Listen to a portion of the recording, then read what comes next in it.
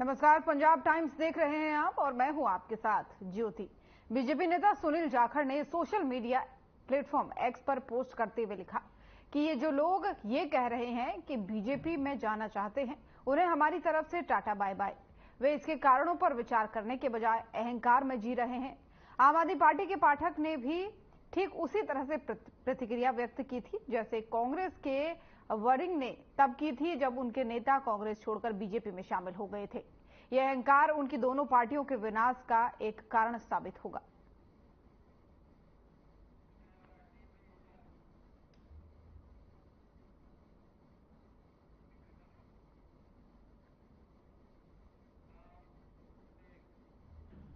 और पंजाब की आम आदमी पार्टी सरकार ने आज एक और यू टर्न लिया है। आपको बता दें कि पंजाब के 9 जिलों में 11 कॉरपोरेट साइलों को गेहूं खरीद केंद्र घोषित करने संबंधित अधिसूचना वापस ले ली गई है। किसानों ने इसके खिलाफ दिल्ली की सीमाओं पर 1 साल तक विरोध प्रदर्शन किया। वहीं प्रताप सिंह बाजवा ने बयान दिया है कि आम आदमी पार्टी को किसानों की कोई चिंता नहीं है। वो गेहूं खरीदने के लिए कॉरपोरेट घरानों को हरी झंडी देने की कोशिश कर रही हैं।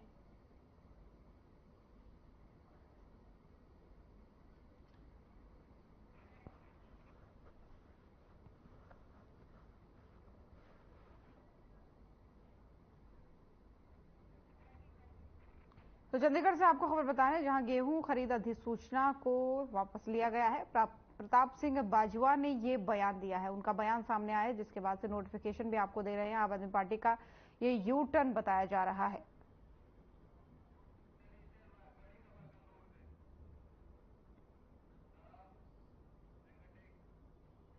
और संगरूर से इस वक्त की बड़ी खबर सामने आ रही है, जहां आम आदमी पार्टी ने कसी है कमर। लोकसभा चुनाव को लेकर मैराथन मीटिंग हुई है। सीएम मान ने की फरीदकोट और पटियाला में मीटिंग। मुख्यमंत्री भगवंत मान बना रहे हैं चुनाव की रणनीति।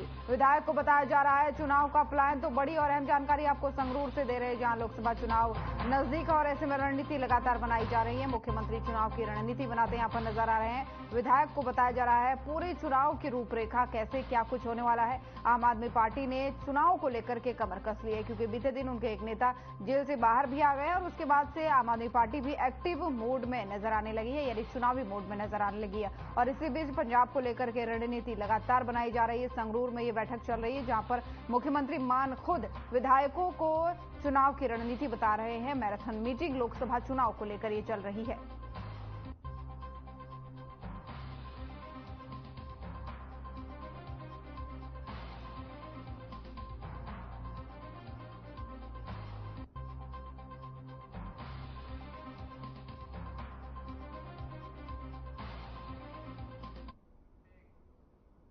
आम आदमी पार्टी के दिल्ली प्रदेश संयोजक गोपाल राय ने प्रेस कॉन्फ्रेंस की है। आइए आपको बताते हैं इस दौरान उन्होंने क्या कुछ कहा है। सरकार ने जिस तरह से पिछले 2 सालों से दिल्ली के अंदर फर्जी शराब घोटाले का मुखौटा लगा करके राजनीतिक षड्यंत्र के द्वारा आम आदमी पार्टी को खत्म करने का, अरविंद केजरीवाल को खत्म करने का जो अभियान चलाया था, जिस तरह से भारतीय जनता पार्टी की सरकार ने ईडी को, सीबीआई को अपना हथियार बना करके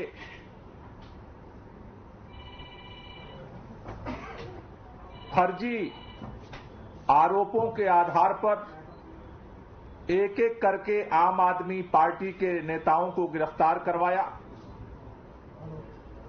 मनीष सिसोदिया जी को गिरफ्तार किया गया,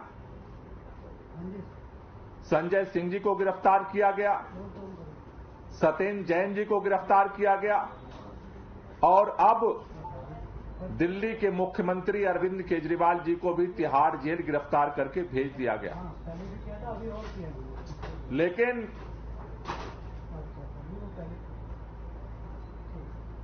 कल सुप्रीम कोर्ट से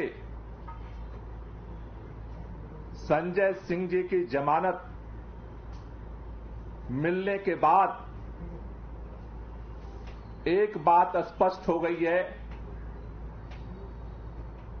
कि जो बात बार बार कही जा रही थी कि बिना किसी सबूत के, बिना किसी प्रमाण के, डरा करके, धमका करके, दबाव बना करके लोगों को सरकारी गवाह बना करके झूठे आरोप लगा करके ये सारी गिरफ्तारियां की गई हैं। कल सुप्रीम कोर्ट में ये सारा सच सामने आया है। ये भारतीय जनता पार्टी की षड्यंत्र और तानाशाही की सबसे बड़ी हार है। कल उनके सभी साजिशकर्ताओं को मुंह की खानी पड़ी है। 6 महीने से आपने बार बार सुना होगा अरविंद केजरीवाल जी को गिरफ्तार क्यों किया। भारतीय जनता पार्टी के सारे नेता एक ही बात दोहराते हैं, 9-9 सम्मन भेजा, 9-9 सम्मन भेजा, 9-9 सम्मन भेजा, और अरविंद केजरीवाल पूछताछ के लिए नहीं आए, इसलिए उनको गिरफ्तार कर लिया गया। कल कोर्ट के सामने ये बात आई, संजय सिंह को एक भी सम्मन नहीं भेजा गया। अचानक बिना सम्मन भेजे ईडी संजय सिंह जी के घर में घुसी और 5-6 घंटे बाद उठा करके लेके चली गई। 6 महीने जेल में रखा और निकला क्या? कोई सबूत नहीं, कोई मनी ट्रेल नहीं। 6 महीने में कुछ भी नहीं मिला। कल ईडी के सामने बोलने के लिए, ईडी कोर्ट के सामने ईडी को बोलने के लिए कुछ भी नहीं बचा था। यह है इस पूरे केस की सच्चाई। और इसी तरह से षड्यंत्र करके हमारे सभी नेताओं को, और इसी तरह के षड्यंत्र करके दिल्ली के मुख्यमंत्री को भी बिना एफआईआर, बिना किसी आरोपी के आप मुख्यमंत्री को उठा करके आपने जेल में बंद कर दिया। लेकिन सुप्रीम कोर्ट के अंदर कल संजय सिंह जी की जो जमानत मिली है, उसने भारतीय जनता पार्टी के इस सारे षड्यंत्र का पर्दाफाश किया है। और ये एक बहुत बड़ी भारतीय जनता पार्टी को हार मिली है, उनके षड्यंत्रकारियों को एक हार मिली है। इसमें निश्चित रूप से जिस तरह से दिल्ली के मुख्यमंत्री अरविंद केजरीवाल को भारतीय जनता पार्टी ने गिरफ्तार करवाया, उसके बाद जिस तरह से रामलीला मैदान में पूरा देश इकट्ठा हुआ, दिल्ली के लोग इकट्ठे हुए, पूरे देश में इसके खिलाफ आवाज उठ रही है। कोई मुखर होकर के बोल रहा है और कोई अपने दिल के अंदर बोल रहा है कि ये ज्यादती हो रही है, अब तो बहुत ज्यादा हो रहा है अत्याचार, यह अन्याय और अत्याचार की पराकाष्ठा हो रही है। हर व्यक्ति के जुबान पर यही बात है आज। ये तो अब हदें सारी पार कर रही है, ये तो तानाशाही हो रही है। दुनिया के अंदर भी आज हमारे देश का नाम बदनाम हो रहा है। रामलीला मैदान की रैली के बाद आज भारतीय जनता पार्टी के षड्यंत्रकर्ता दबाव में, भारतीय जनता पार्टी के सारे साजिशकर्ता आज दबाव में, और आज उनको ये लगता है कि कहीं अरविंद केजरीवाल की गिरफ्तारी उनके लिए भारी न पड़ जाए। क्योंकि आज पूरे देश के अंदर अगर गांव, चट्टी, चौराहे से लेकर के दुनिया के अंदर आज अगर चर्चा हो रही है तो एक ही बात की हो रही है कि जिस मुख्यमंत्री ने लोगों के लिए अपने जिंदगी को समर्पित किया, काम किया, आखिर आज वो जेल के अंदर क्यों है? क्या उसके खिलाफ कोई सबूत मिला है? क्या उनके खिलाफ कोई सजा हुई है कोर्ट में? नहीं, निराधार, जिस तरह से संजय सिंह को निराधार केवल आरोपों के आधार पर तिहाड़ जेल में 6 महीने बंद रखा गया, उसी तरह से आज दिल्ली के मुख्यमंत्री को भी केवल आरोपों के, और आरोप लगाने वाला कौन है? आरोप लगाने वाले वो व्यक्ति हैं जिसको डरा करके, धमका करके भारतीय जनता पार्टी ने और केंद्र सरकार ने, मोदी सरकार ने जिस तरह से लोगों को डरा करके, धमका करके और बेवजह फर्जी बयानबाजी लिखवा करके गिरफ्तारी की है। आज भारतीय जनता पार्टी में कल सुन रहा था, भाजपा के प्रवक्ता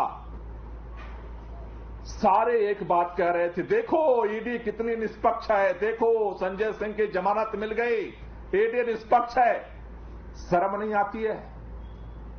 2 साल से एक टेप रिकॉर्ड बजाते हो कि जमानत क्यों नहीं मिल रही है, जमानत क्यों नहीं मिल रही है, जमानत क्यों नहीं मिल रही है, जमानत नहीं मिल रही है इसलिए तुम बेईमान हो। और अब जमानत मिल गई तो कह रहे हो ईडी निष्पक्ष है, तुम तो बेईमानी हो। अब जमानत, संजय सिंह की जमानत उनकी ईमानदारी का पैमाना नहीं है, ईडी की निष्पक्षता का पैमाना है। थोड़ा तो शर्म करो। पाप का घड़ा भर रहा है। हम बचपन से ये कहानियां सुनते हैं कि जब आशीर्वाद लेकर के, वरदान लेकर के किसी को ताकत मिल जाती तो सत्ता के अहंकार में चूर हो जाता, फिर वरदान देने वाले को ही उसके समाधान का रास्ता निकालना पड़ता है। रावण को भी वरदान मिला था लेकिन सत्ता का अहंकार हो गया। तो राम रावण की कहानियां भी हमने सुनी है कि कैसे उसका अंत हुआ। हिरण्यकश्यप को भी अहंकार हो गया था। हमने हिरण्यकश्यप और प्रहलाद की भी कहानियां सुनी है। कंस को भी अहंकार हो गया था। इस देश के अंदर जब जब सत्ता जिसको मिली है और सत्ता के अहंकार में चूर हुआ है, उसने सबको खत्म करने का अभियान चलाया। इतिहास लेकिन गवाह है कि खत्म वही हुआ है। 31 मार्च रामलीला मैदान से भारतीय जनता पार्टी की उल्टी गिनती शुरू हो चुकी है और पूरी भारतीय जनता पार्टी आज इस दबाव में है क्योंकि अब जनता के दिलों में एक ही आवाज उठ रही है, ये अब हदें पार हो रही हैं, ये तानाशाही का इंतहा हो रहा है और इसके खिलाफ ये जो लड़ाई शुरू हुई है, ये लड़ाई जारी रहेगी। इस लड़ाई को लेकर के हम लोग और पूरे देश भर में जाएंगे। इसके लिए पार्टी ने निर्णय लिया है कि हम इस अभियान को और तेज करने के लिए, अरविंद केजरीवाल की जो ये लड़ाई है उसको और समर्थन देने के लिए, लोगों का आशीर्वाद लेने के लिए, जिससे इस लड़ाई को मजबूती से लड़ा जा सके, इसके लिए 7 अप्रैल को पूरे देश भर में सामूहिक उपवास किया जाएगा।